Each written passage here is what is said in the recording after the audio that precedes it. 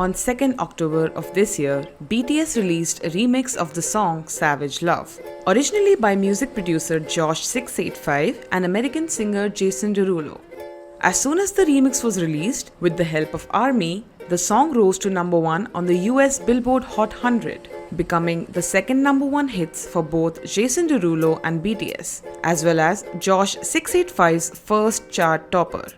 BTS became the first group to simultaneously hold the top 2 spots on the Hot 100 in a decade since Black Eyed Peas in 2009 and 5th overall group to do so. This was Jason's first number 1 in 10 years and Josh's first ever number 1.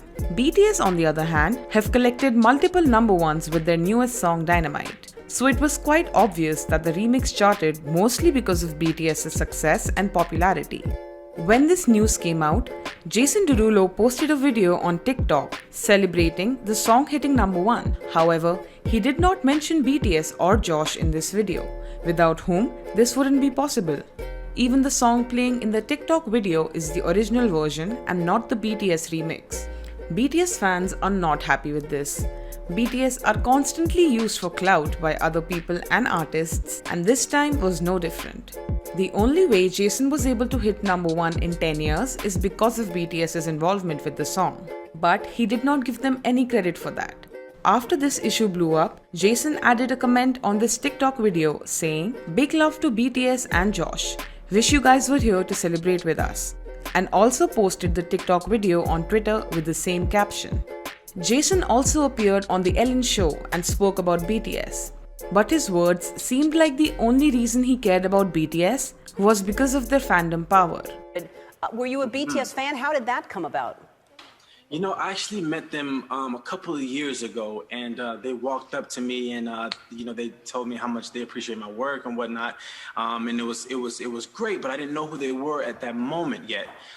And then later on at that award show, they were doing some kind of competition between different fandoms, right? And they were winning against like Bieber and Ariana Grande. I was like, this is serious.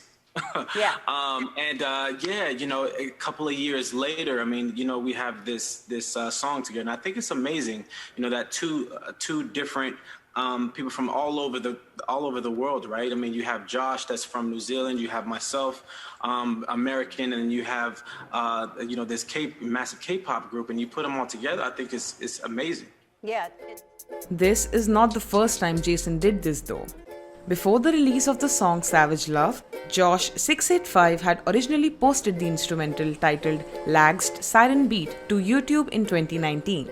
The song went viral, specifically on TikTok, after which it was officially released to online platforms in April 2020, and Josh signed with Columbia Records in May 2020.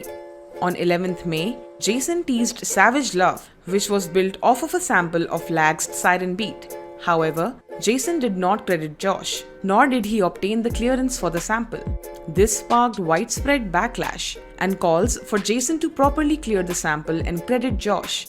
It turns out that Josh was in talks with multiple big artists to remix Lagged Siren Beat, but Jason went ahead and released Savage Love without properly obtaining permission to do so.